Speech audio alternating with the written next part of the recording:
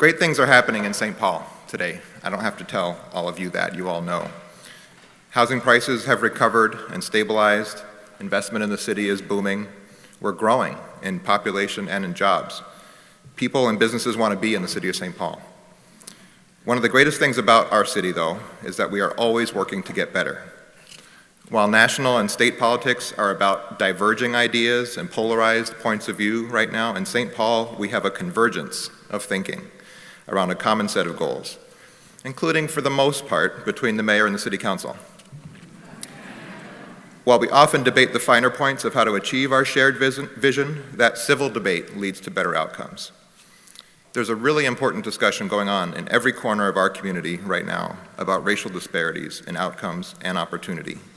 As a city that is 40% people of color, and when more than 70% of our kids in our school district are kids of color, this is a critically important conversation that is and must continue to lead to collective action and real progress.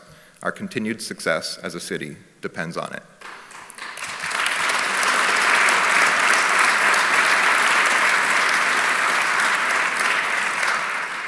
Our convergence of ideas on this topic is an important starting point, but we also must begin working toward a convergence of experiences in St. Paul between people from all walks of life.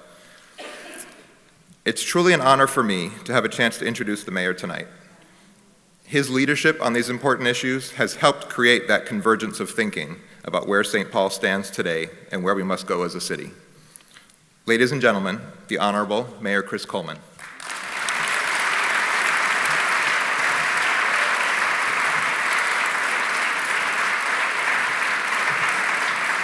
Thank you, Russ. Thank you. After 10 State of the Cities of Kathy Lantry introducing me, it's nice to have the understudy finally be able to step up and play his role. Russ is a great partner and a great leader for the council, and I want to thank him for his work as president of the St. Paul City Council.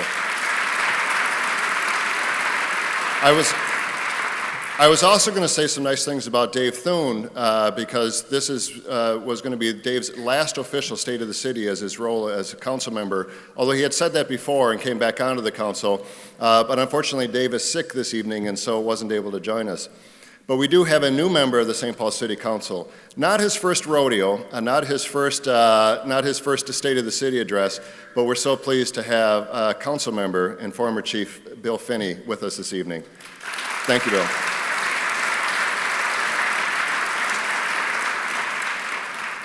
This is the worst intermission ever between some great music, but I do appreciate the St. Paul Chamber Orchestra. They have a gig in Stillwater this evening, so they're off to that. But I also want to thank all the partners that made this evening possible in this hall. First of all, the Chamber Orchestra, the Schubert Club, the Minnesota Opera Company, and of course the Ordway Center for the Performing Arts. Thank you, thank you, thank you for all the work that you do for our community.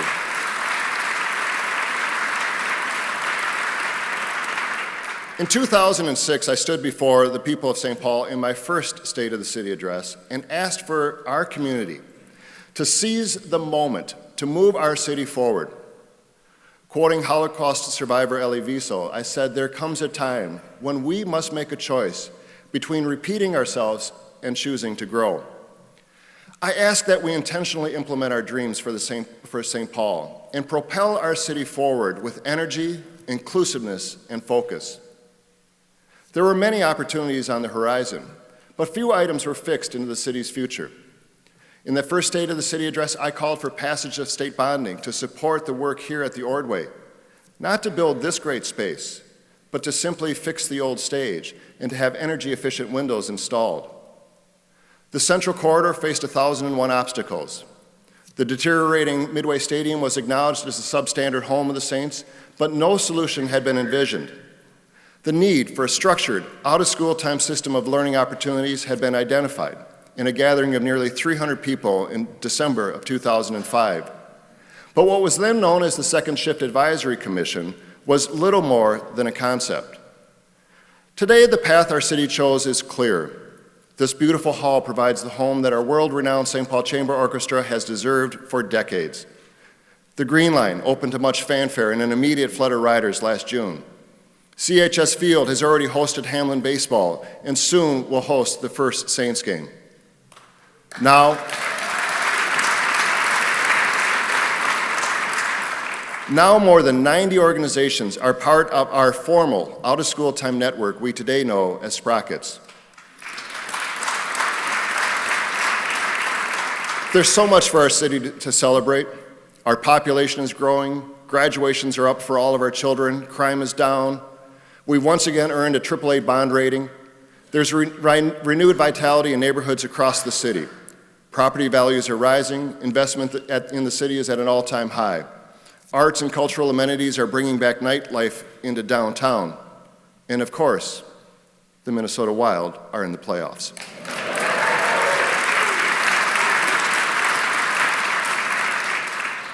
So today I offer this year's State of the City address as a toast to all we have accomplished this last decade, to the dreams realized, to the promises fulfilled, to a renewed, vibrant, and growing St. Paul. I say cheers.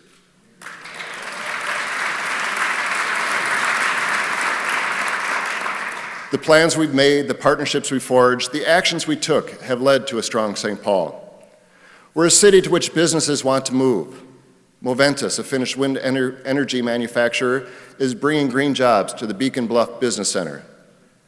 We've recently cut ribbons on new or expanded businesses like RedPath, ThisClicks, TKDA, KLJ, Engineering, and GovDocs, Public Kitchen, Afro Deli, Urban Growler, Legacy Chocolates, 11 Wells, Revival Beer and Spirits, so much to celebrate.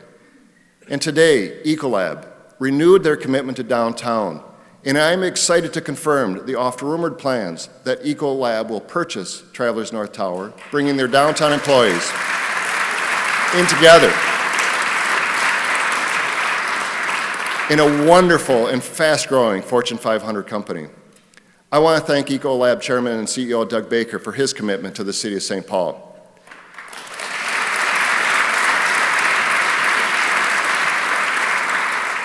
And I also want to thank travelers who also commit to the future of the City of St. Paul, and they will continue to have over 2,000 employees at their downtown campus.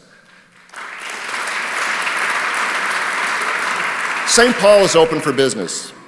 In 2014, the city's Department of Safety and Inspections issued building permits representing $715 million worth of activity, nearly double what we saw 5 years earlier.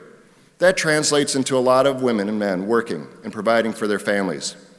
Securian continues to thrive as they transition from the incredible leadership of Bob Senkler to our new great partner, Chris Hilger.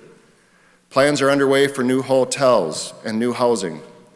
Health Partners is poised to break ground on a new 4-story neuroscience center on Phelan Boulevard, the largest freestanding neuroscience center in the upper Midwest and one of only a few in the country.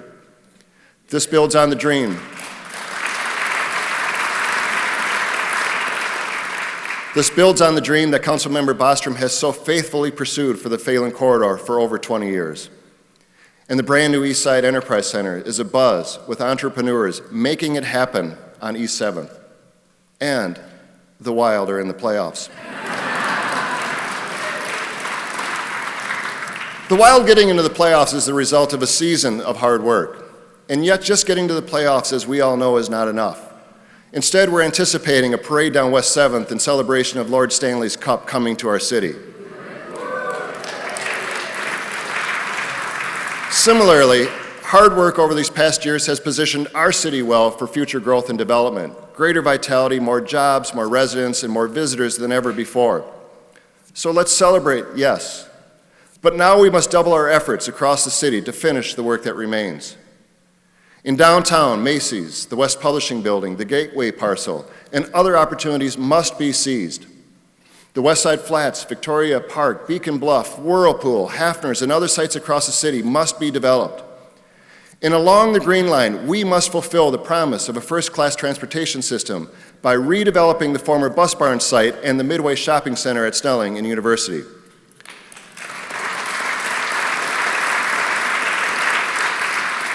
In neighborhoods across the city, our investments will continue to strengthen and anchor existing institutions, while paving the way for new housing to be built and entrepreneurs to build their dreams.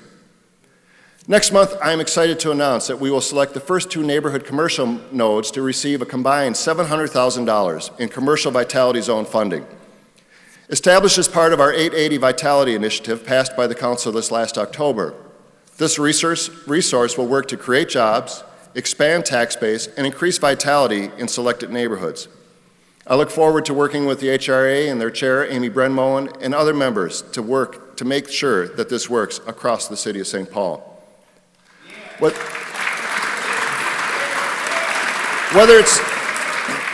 it's a neglected or an abandoned commercial strip or an empty lot, we know that there are numerous parcels in the city of St. Paul that can be put to higher and better use.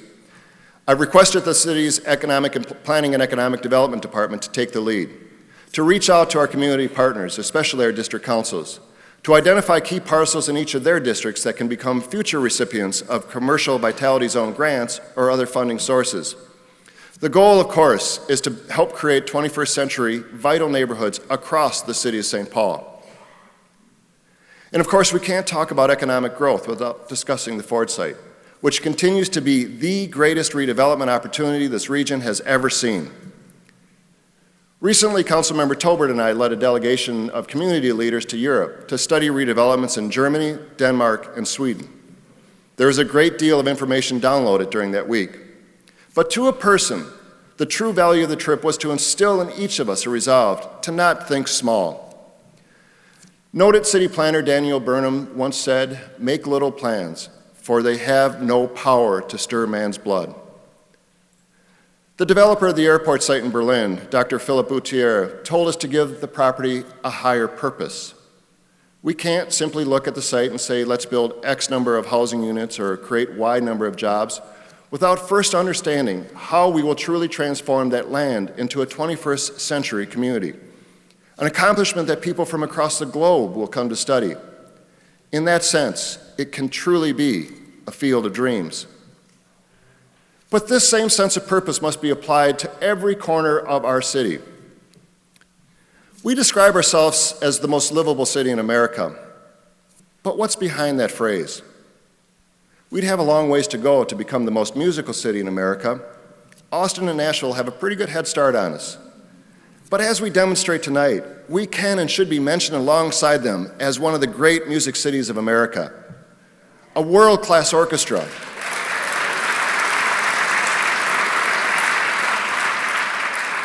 Great young artists that you'll see tonight, like Jeremy Messersmith and Chastity Brown. And go out and get a drink and come back immediately. You don't want to miss them. The talented group of musicians who came out of Central High School and formed High Respects. A young and rising star like Dem Atlas. And folks like Solomon, who you heard play the national anthem, who share their talents with so many young musicians in the city. He tried desperately to teach me how to play the trumpet. It may be his only failure in life. Music is more than a series of notes. Music is a pathway to a stronger, more vital community. We can say that we want to be the most sustainable city in America. That's a title I would gladly engage in a fight with cities across the globe.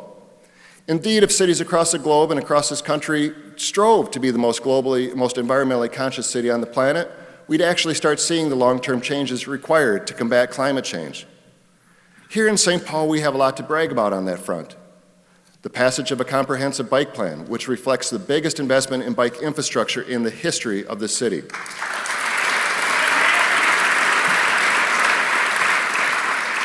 Xcel Energy Center was certified as one of the greenest convention centers in the entire world.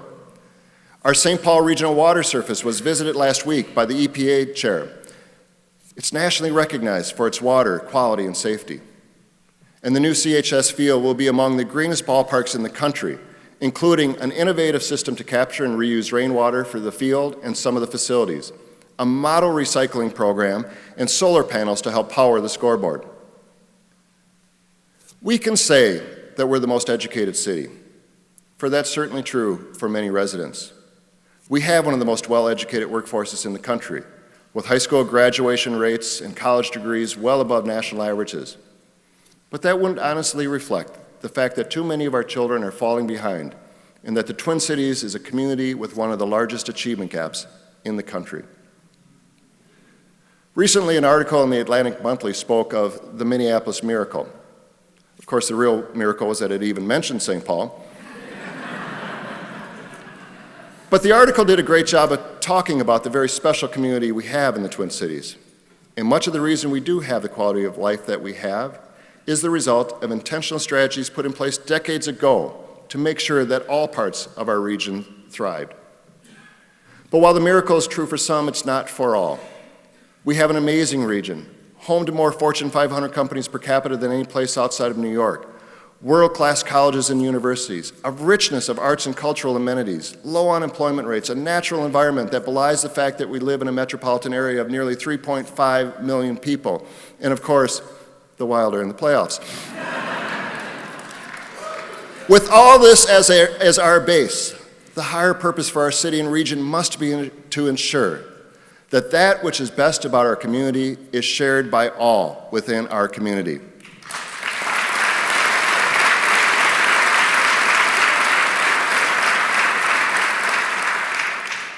Daniel Burnham also said, "Aim high in hope and work." And so we must aim high, and aim not to narrow the achievement gap, but to close it. Aim not to reduce disparities in income and in employment and in housing and in healthcare, but to eliminate them. Aim to create a 21st century community, not just at the Ford site, but in every corner of this city. These lofty goals we set for ourselves have never been idle chatter. Several years ago, we set out to develop a new approach to education and family stability in the Frogtown and Summit University communities. Under the banner of the St. Paul Promise Neighborhood Initiative, with inspiration drawn from the Harlem Children's Zone, we began our work. The Promise Neighborhood partners rolled up their sleeves, reached out to over 600 families to help shape the work, and proceeded to build a network of support for children and families that is showcasing how to stop talking about closing the achievement gap and actually moving the needle in the right direction.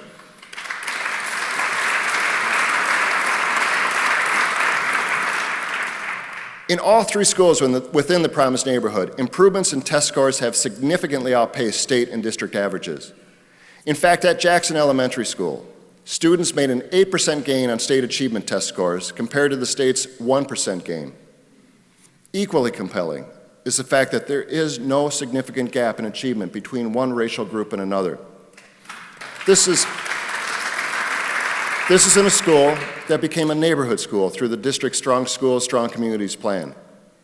85% of the students at Jackson now come from the surrounding neighborhood, as opposed to 5% prior to the Strong Schools, Strong Communities implementation.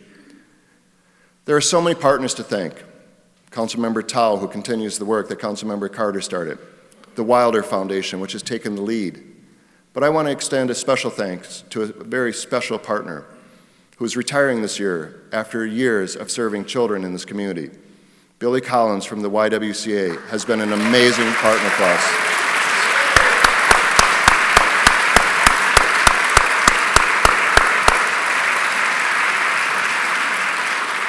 Thank you, Billy. I know we're not losing you. You just aren't going to get paid now.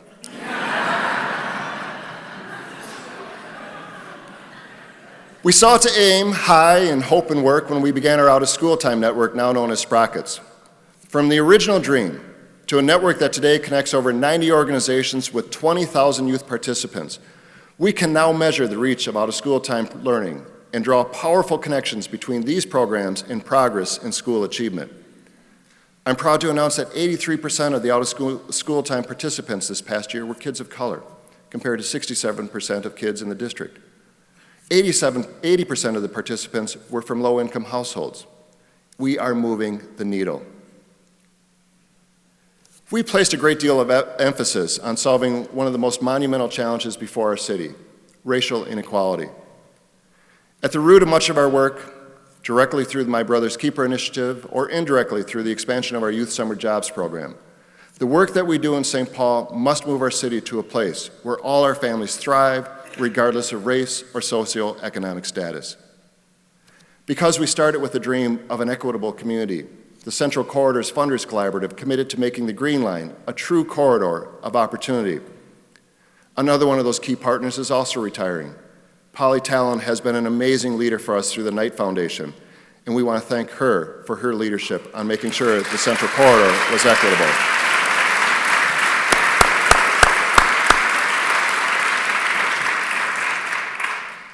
Because equity is at the heart of our work, we've walked side by side with Catholic Charities and its leader, Tim Marks, to make sure we build both shelter and opportunity in the heart of our city for those experiencing homelessness. Mayor Hodges and I have dedicated our communities to the special task of ensuring, by the end of this year, that no veteran is without a home.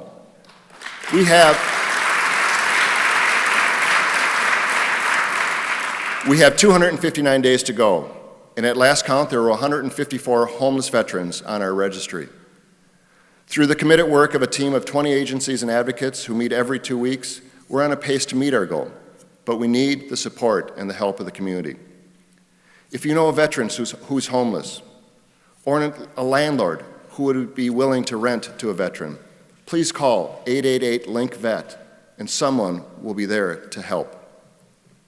Another leader that has led on this effort has been another person retiring this year. Carleen Rhodes, through her leadership of the St. Paul Foundation, has brought clarity of purpose and resolve to the work of ending homelessness in St. Paul and across the state, and I want to thank her for her leadership.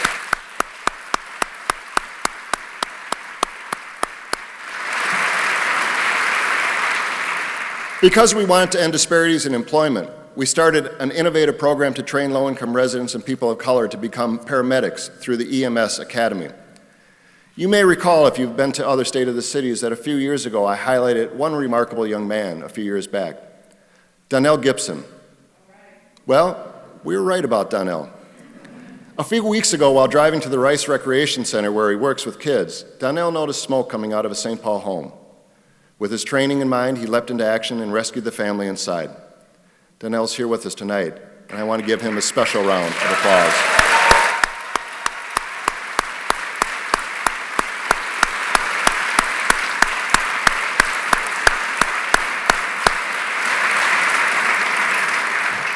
Because we're committed to equality and equity for everyone, CHS Field will be among the most accessible buildings in all of sports.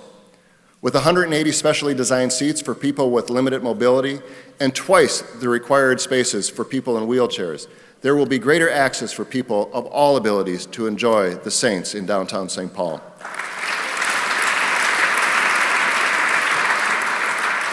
And because I'm committed to ending the achievement gap once and for all in our schools, I've stood strongly in support of the district's Strong Schools, Strong Communities plan. I know that this level of change is difficult, but ask any CEO in any private sector, nonprofit, or governmental organization how to execute change. They'll tell you that you must persist in the face of doubt, or change will not occur. It's not to say that courses can't be corrected, but the goal cannot change. In this case, the goal we seek is a world-class education for all. If we don't want these words to ring hollow, we must commit ourselves to the hard work that will get us there. Connie and I proudly raised our 2 children in the St. Paul Public Schools. We recognize the challenges, but we also saw the richness of their educational experience. Every child in the city deserves that experience, and it won't happen unless all of us are committed to the goal and willing to make that change.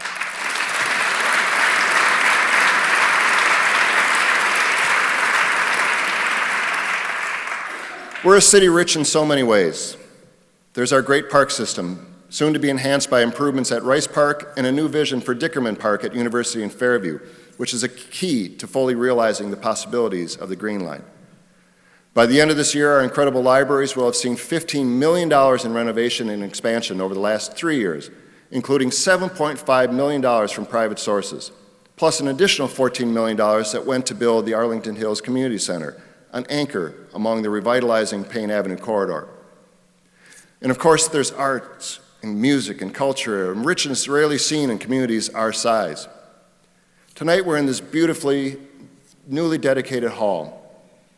But that great strength that the arts community brings can be seen in the sidewalks of our city, because Christine Potus Larson and the city's artists in residence had a vision to add simple beauty and grace through poetry in concrete.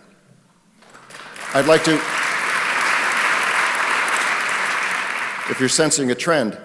I'd like to thank Christine, who is also retiring this year after 28 years of leading public art St. Paul. I was going to say we're going to miss her vision and her support, but I know she's also not going away, and she will continue to prod us to do better for the arts community in this city.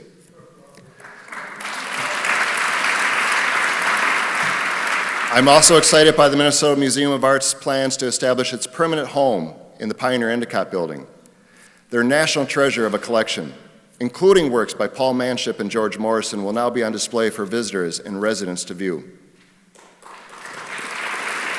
At the renovated Turf Club, musicians old and new are filling the Green Line with great songs and inspiring new generations of performers. We continue to build out amenities like the Palace Theater that will open in 2016. Como Dockside will soon be filled with walkers and bikers coming to hear great music and sample exciting Cajun food. And if you don't have plans after tonight's event, slide over to the Hill Library to hear the Realphonic Radio Hour. Or go over to the XL. On that giant screen, you'll be able to watch the Wild game.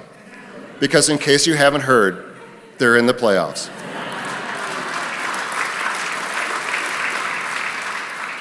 In June, the Jazz Festival will be bigger and better than ever, including a performance by Dr. John at CHS Field. Support these festivals. Help them grow. The visitors that we draw for those events today will be the future employee, employer, or resident of the city of St. Paul. Let's continue to build on the vibrant arts and culture of our city. Let's marshal our collective resources and our creative energy to build a crescendo to 2016, which tonight I am officially declaring the Year of Music in the city of St. Paul.